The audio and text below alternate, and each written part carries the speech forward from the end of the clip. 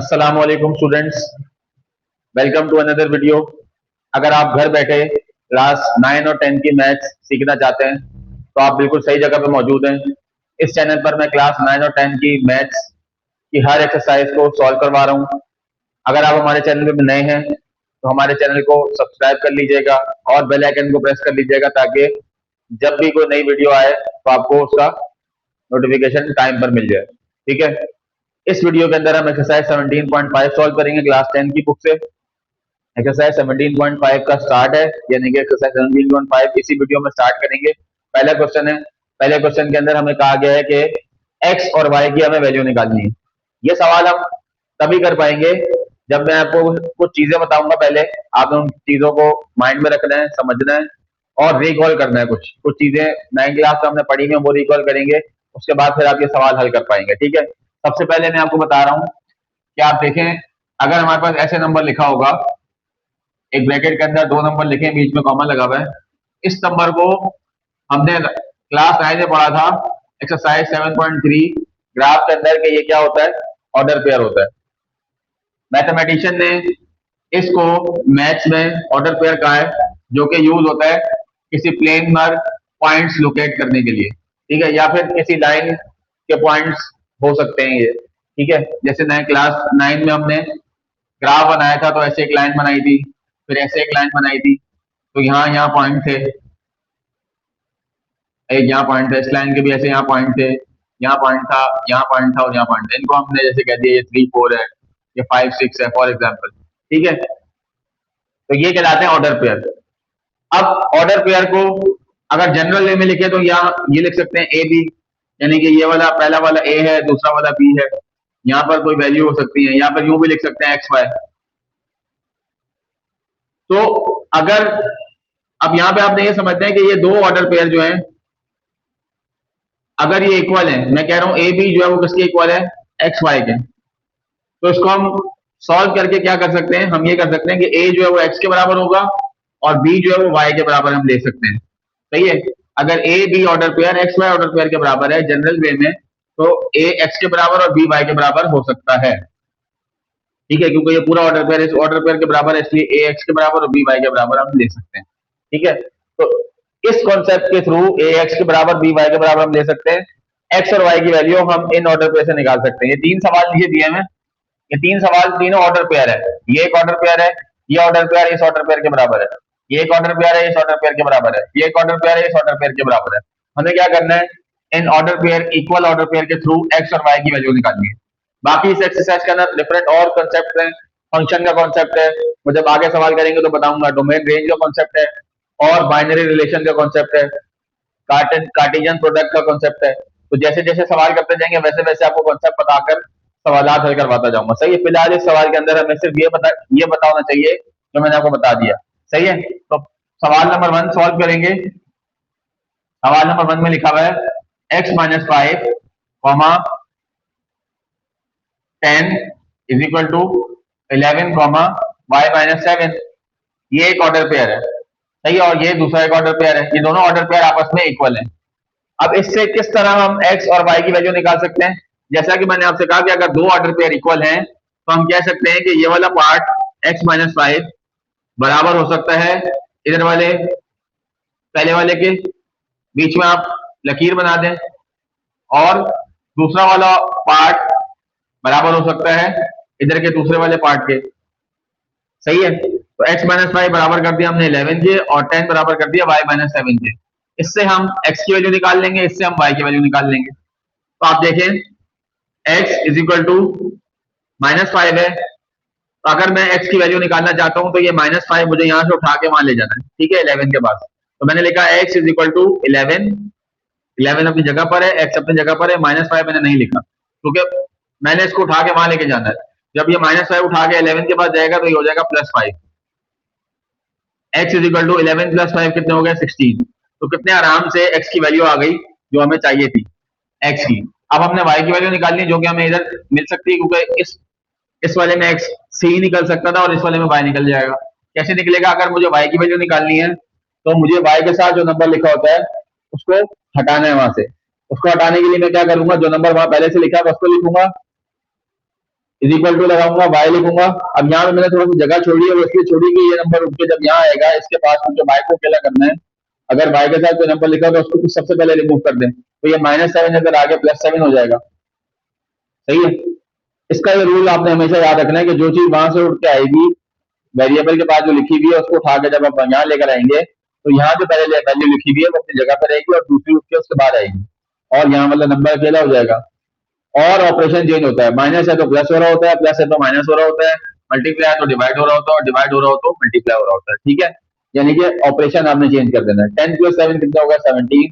ये किसकी वैल्यू आ गई? वाई की। इसको अगर आप चाहें तो सीधा करके लिखते हैं वाई इज इक्वल टू 17। तो ये आपका आराम से एक्स और वाई की वैल्यू आ गई। इसको आप यूं लिख दें 16, 17 सॉल्यूशन सेट के अंदर, तो ये आपका जवाब हो गया। ठीक है, अब चलते हैं सवाल नंबर 2 की तरफ। सवाल नंबर 2 है 5x + 8, 5y - 4 bracket is equal to 3x + 10, 2y + 2।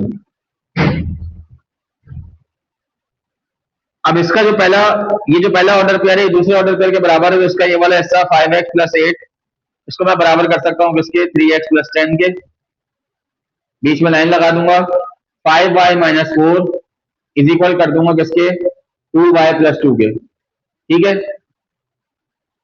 अब यहाँ पर ये उससे थोड़ा सा डिफिकल्ट है। थोड़ा सा डिफिकल्ट इसलिए क्योंकि यहाँ पर इस साइड पे भी, लेफ्ट हैंड साइड पे भी x की वैल्यू है और एक कांस्टेंट टर्म है, इधर भी वेरिएबल के साथ कोई नंबर है और उसके साथ कांस्टेंट टर्म है। तो यहाँ पर आप ऐसी सिचुएशन में आप ये करते हैं कि x वाली वैल्यू पहले एक तरफ कर देते हैं, x वाले नंबर एक तरफ कर देते हैं और बगैर x वाले एक तरफ कर देते हैं।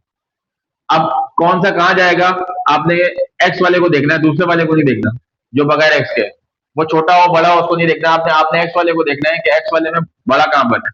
बड़े वाले को अपनी जगह पर रहने देना है और छोटे वाले को बड़े वाले के पास लेकर आना है। फॉर एग्जाम्पल यहाँ 5x है और यहाँ 3x है, तो इसका मतलब ये कि 3x 5x के पास आएगा, 5x 3x के पास नहीं जाएगा। सिंपल सी बात याद रखनी है आपने। आपने लिखा 5x, जब ये 3x उठ के 5x के पास आएगा तो 3x यहाँ प्लस हो रहा था, यहाँ आके माइनस हो गया, इज इक्वल टू 10 अपनी जगह पर रहेगा। 8 अब हमने यहाँ नहीं लिखा तो 8 यहाँ प्लस हो रहा था, वहां जाके माइनस हो गया। सही है, 5x - 3x आप करेंगे तो जवाब आएगा 2x इज इक्वल टू 10 - 8 करेंगे तो जवाब आएगा 2। अब इसको अगर फर्दर सॉल्व करें तो ये x के साथ 2 जो लिखा हुआ है ये इधर मल्टीप्लाई हो रहा है, इसको वहां लेके जाके इस 2 के साथ डिवाइड करते हैं तो x अकेला हो गया। 2 1 2, 2 1 2, तो जवाब आ गया x का आपके पास 1। सही है, x की वैल्यू आ चुकी है। अब हमने y की वैल्यू सॉल्व करनी है, उसके लिए हमें ये सॉल्व करना पड़ेगा। इधर भी आप देखें 5y बड़ा है और 2y छोटा है, तो 5y अपनी जगह पे रहेगा, 2y उठ के इसके पास आ जाएगा, तो 2y इधर प्लस हो रहा था यहाँ आके माइनस हो गया, इज इक्वल टू 2 अपनी जगह पे रहेगा, इसके साथ आप प्लस लगाने की जरूरत नहीं है, -4 वहां जाके +4 हो गया। प्लस लगाने की इसलिए जरूरत नहीं क्योंकि यहाँ पर अगर ये इसके पहले कोई नंबर होता तो फिर इसके साथ प्लस लगाते। अब ये मेंशन नहीं भी कर रहे तब भी हमें बताया कि ये प्लस है। 5y - 2y जो है वो क्या हो जाएगा? 3y इज इक्वल टू 2 + 4 कितने हो जाएंगे? 6 हो जाएंगे। ठीक है, अब y को अगर अकेला करना है तो 3 उसके साथ जो लिखा हुआ है इसको रिमूव करेंगे तो ये मल्टीप्लाई हो रहा है, वहां जाके डिवाइड हो जाएगा, तो 3 1 3, 3 2 6, तो y का जवाब आ गया 2, x का जवाब आ गया 1 और y का जवाब आ गया 2। तो इसको आप यूं लिखते हैं सॉल्यूशन सेट के अंदर, ये आपका जवाब होगा। ठीक है, तो बच्चों अब हम तीसरा क्वेश्चन करेंगे। तीसरा क्वेश्चन थोड़ा लेंथी है तो उसके लिए मैं बोर्ड इरेज करता हूं पहले, उसके बाद तीसरा क्वेश्चन आपको सॉल्व करवाता हूं। स्टूडेंट क्वेश्चन नंबर 3 सॉल्व करते हैं। क्वेश्चन नंबर 3 का सॉल्यूशन लिखा मैंने यहाँ पे 2x - 3y, 5x + y is equal to 3, 16। ये एक ऑर्डर पेयर है और ये एक ऑर्डर पेयर है, दोनों इक्वल है। इसके लिए हम क्या करेंगे? 2x - 3y इक्वल ले लेंगे किसके? 3 के। बीच में आप एक लाइन बना दें। 5x + y इक्वल ले लेंगे 16 के। ठीक है, अब हमने क्या करना है? हमने पहले वाले सवालों में तो ये किया कि इधर से x की वैल्यू निकल आई, इधर से y की वैल्यू निकल आई, लेकिन यहाँ पर इस सवाल के अंदर सिचुएशन थोड़ी सी चेंज है। इधर इस वाले में भी x और y है, इधर वाले में भी x और y है, यानी कि ये दोनों इससे मैं x अकेला नहीं निकाल सकता और ना इससे मैं अकेला y निकाल सकता हूँ। मुझे इन दोनों को एक साइमल्टेनियसली सॉल्व करना पड़ेगा क्योंकि ये साइमल्टेनियस इक्वेशन बन गई है। साइमल्टेनियसली सॉल्व करके मैं एक x और एक y दोनों को एक साथ सॉल्व करके निकाल सकता हूँ। सही है, यानी कि सिंगल इसको सॉल्व करके x और सिंगल इसको सॉल्व करके y, या सिंगल इसको सॉल्व करके x सिंगल इसको सॉल्व करके y नहीं निकाल सकता। मुझे इन दोनों को एक साथ सॉल्व करके x और y निकालना पड़ेगा। ठीक है, तो आप इसमें क्या करेंगे, यहाँ पर इस सवाल के अंदर आप इसको इक्वेशन 1 का नाम दे देंगे और इसको इक्वेशन 2 का नाम दे देंगे। अब जब हमारे पास इस तरह दो इक्वेशन आ जाती हैं तो हमारे पास डिफरेंट तरह के मेथड्स हैं जिनको हम यूज करके एक्स और वाई की वैल्यू निकाल सकते हैं। या तो हम सब्स्टिट्यूशन मेथड करते हैं, या आप तो एलिमिनेशन मेथड करते हैं, या फिर और क्रॉस मल्टीप्लिकेशन मेथड है वो करते हैं। इससे हम एक्स और वाई की वैल्यू निकाल सकते हैं। आसान तरीका ये है कि आप सब्स्टिट्यूशन मेथड करते हैं, यानी कि एक इक्वेशन से वैल्यू निकालें, दूसरे इक्वेशन में वैल्यू डालें, तो आपके पास एक वेरिएबल खुद ब खुद खत्म हो जाएगा और दूसरे वेरिएबल की वैल्यू आ जाएगी। ठीक है, कैसे करते हैं, इसके लिए आपने देखना पड़ता है कि यार इनमें से मेरे पास कौन सी इक्वेशन ऐसी है जिसमें कोई एक वेरिएबल एक्स या वाई सिंगल है। अगर आप इसको देखें तो इसके साथ एक्स के साथ 2 है, इधर एक्स के साथ 3 है। अगर आप इस इक्वेशन को देखें तो इधर एक्स के साथ 5 है, लेकिन वाई क्या है, यहाँ पे सिंगल है, यानी कि इसके साथ 1 लिखा हुआ है, कोई और नंबर नहीं लिखा हुआ। तो ये वाली इक्वेशन इजी है सब्स्टिट्यूट करने के लिए। तो मैं यहाँ लिखूंगा फ्रॉम इक्वेशन 2, यानी कि मैं इक्वेशन 2 ले रहा हूँ। इक्वेशन 2 में मैं क्या कर रहा हूँ, मैं लिख रहा हूँ 5x प्लस वाई जो है वो किसके बराबर है, 16 के। अगर मैं y को अकेला करना चाहता हूँ तो मैं ये 5x पूरा उठा के 16 के पास ले जाऊंगा। सही है, तो ये क्या बन जाएगा, y is equal to 16 minus 5x, क्योंकि 5x इधर प्लस हो रहा था वहां जाके माइनस हो गया। तो ये जो पूरी वैल्यू आई है या जो इक्वेशन बनी है, ये y अकेला हो गया इसमें, यानी कि y की वैल्यू हो गई। ये y की वैल्यू हमने इक्वेशन 2 से सब्स्टिट्यूट की है। अब इसको हम यहाँ इक्वेशन 1 में पुट कर देंगे तो इधर से x की वैल्यू निकल आएगी। ठीक है, ये भी y की एक आर्थिक तौर पर समझ ले वैल्यू आई है जिससे हम x की वैल्यू निकाल सकते हैं। इसको आपने इक्वेशन 3 का भी नाम दे देना है, साथ ही साथ इसको हम बाद में यूज करेंगे। फिलहाल हमने क्या करना है, ये जो y की वैल्यू मैंने 16 माइनस 5x निकाली है, इसको आपने उठा के इक्वेशन 1 में पुट कर देना है y की जगह पे। तो हम यहाँ लिखेंगे put value of y in equation number 1। 1 में क्यों कर रहा हूँ, क्योंकि मैंने 2 से निकाली है इसलिए 1 में कर रहा हूँ। 1 से निकालते तो 2 में कर देता, क्योंकि इक्वेशन 2 आसान थी इसलिए मैंने इक्वेशन 2 ली और उससे y की वैल्यू निकाली। ठीक है, क्योंकि इसमें y सिंगल था। अब हम क्या करेंगे, लिखेंगे 2x माइनस 3, ब्रैकेट में y की जगह पे लिख देंगे 16 माइनस 5x, यानी कि अब मुझे y नहीं लिखना 3 के बाद, बल्कि y की वैल्यू लिखनी है। y किसके बराबर है, 16 माइनस 5x पे, तो मैंने 3 के बाद ब्रैकेट में लिख दिया 16 माइनस 5x। ब्रैकेट क्यों लगाया, क्योंकि 3 और y मल्टीप्लाई हो रहे थे, इसलिए 3 के बाद 16 माइनस 5x के साथ ब्रैकेट लगा दिया, यानी कि मल्टीप्लाई हो रहा है, इज इक्वल टू 3। पूरी इक्वेशन एज इट इज उतारी है, 2x उतार रहा है, माइनस माइनस उतार रहा है, 3 उतार रहा है। बस ये जो y था इसकी जगह पे मैंने ये लिख दिया, जो कि मैंने इक्वेशन 2 से निकाला था। यहाँ समझ में आ रही है, किसी को कोई कंफ्यूजन तो नहीं है। उसके बाद हम क्या करेंगे, ये 2x ऐसे ही लिखेंगे। अब ये जो -3 बाहर लिखा हुआ है इसको हम इस ब्रैकेट के साथ खोल देंगे, यानी कि मल्टीप्लाई कर देंगे, तो फिर देखते हैं क्या वैल्यू आती है। -3 को जब मैं 16 से मल्टीप्लाई करूंगा तो 3 16 48 होता है, माइनस का साइन आ जाएगा। फिर -3 को जब मैं माइनस 5x से करूंगा तो माइनस माइनस प्लस हो जाएगा, 15x आ जाएगा, इज इक्वल टू 3 आ जाएगा। अब आप देखें यहाँ पे y खत्म हो गया है, यहाँ दोनों साइडों पे यहाँ दोनों वेरिएबल x हैं, तो इनको हम सॉल्व कर सकते हैं और x की वैल्यू निकल सकती है। तो ये 2x और 15x प्लस हो जाएंगे, क्योंकि 2x भी प्लस हो रहा है, 15x भी प्लस हो रहा है, तो जवाब आ जाएगा 17x। और ये जो -48 है इसको उठा के आप 3 के पास ले जाएंगे तो ये बन जाएगा 3 प्लस 48। ठीक है, तो अब हम क्या करेंगे, लिखेंगे 17x is equal to 3 plus 48 कितने होते हैं, 51 होते हैं। सही है, अब x की वैल्यू निकालनी है तो 17 इधर मल्टीप्लाई हो रहा है, वहां जाके 51 के साथ डिवाइड हो जाएगा, तो ये जवाब आ जाएगा 17 1 17, 17 3 51, तो x का जवाब आ गया 3। अब देखें, हमने सब्स्टिट्यूशन मेथड करके x की वैल्यू निकाल ली है। सही है, अब हमारे पास x की वैल्यू आ गई। इस x की वैल्यू को मैंने इस इक्वेशन 3 में पुट करूंगा, अगर इस इक्वेशन 3 में जिसमें y अकेला हुआ है, तो इससे मुझे क्या मिल जाएगा, y की फाइनल वैल्यू मिल जाएगी जो हमें चाहिए। तो मैं यहाँ लिखूंगा put value of x in equation number 3।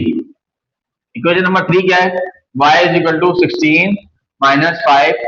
अब -5 के बाद जो x लिखना था मैंने x नहीं लिखा, उसकी जगह पे ब्रैकेट लगा के क्या लिख देना है 3, क्योंकि x की वैल्यू 3 हम निकाल चुके हैं। सही है, इससे होगा क्या, इसको सॉल्व करेंगे 16 माइनस 5 3 मल्टीप्लाई हो गए, कितने हो गए 15 हो गए। y is equal to 16 minus 15 कितने हो गए 1 हो गए। तो ये y की वैल्यू आ गई। देखिए हमने सब्स्टिट्यूशन मेथड यूज करते हुए दो इक्वेशनों से x और y की वैल्यू निकाल लिए। इसके लिए हमने क्या किया, पहले हमने देखा कि इनमें से कौन सी इक्वेशन जो है जिसमें कोई वेरिएबल x या y जो है उसके साथ कोई नंबर नहीं लिखा हुआ। हमने देखा कि यार इक्वेशन 2 ऐसी है जिसमें y अकेला है, यानी कि y के साथ कोई नंबर नहीं लिखा हुआ। तो हमने इसको इक्वेशन को लिया और इसका y अकेला कर दिया, यानी कि y को एक साइड पे कर दिया लेफ्ट हैंड साइड पे या राइट हैंड साइड पे, और जो उसके साथ नंबर ले गए तो उसको दूसरी साइड पे ले गए। तो हमारे पास ऐसी कुछ सिचुएशन बन गई। सही है। इसको यूज करते हुए ये जो y की सिचुएशन बनी है या जो y की वैल्यू आई है, इसको हमने इक्वेशन 2 से निकाला था, तो इसको हमने इक्वेशन 1 में y की जगह पुट कर दिया, सॉल्व किया तो x की वैल्यू आ गई। सही है। जो x की वैल्यू आई है इसको हमने इक्वेशन 3 में, जो हमने इक्वेशन 3 बनाई थी y की, इधर पुट किया तो इससे क्या हो गया, y की वैल्यू आ गई। ठीक है। तो हमारे पास दो आंसर आ गए, x इज इक्वल टू 3 और y इज इक्वल टू 1। ठीक है। इसको चाहे तो आप यूं लिख दें, अगर नहीं लिख दें तो ये भी ऐसे भी आंसर सही है। ये एक एडिशनल चीज आपको बता रहा हूँ। ठीक है। ये आपका जवाब हो गया। तो हमारे पास 17.5 का जो पहला क्वेश्चन था जिसके तरफ से x और y की वैल्यू निकालनी थी, हमने तीनों सवाल सॉल्व कर लिए। उसमें से ये सवाल था जो थोड़ा सा ज्यादा लंबा था और थोड़ा डिफिकल्ट था बाकियों के मुकाबले में। बाकी दो सवाल जो थे उसमें तो आराम से हमने वैल्यू एक साइड पे x की और दूसरी साइड पे y की निकल रही थी। ठीक है। उम्मीद है आपको वीडियो पसंद आई होगी और जो समझाया वो समझ में आया होगा। आप अगर अभी तक हमारी फैमिली का हिस्सा नहीं बने तो जरूर चैनल को सब्सक्राइब कर लीजिएगा और वीडियो को ज्यादा से ज्यादा लोगों तक शेयर कीजिएगा। Thank you.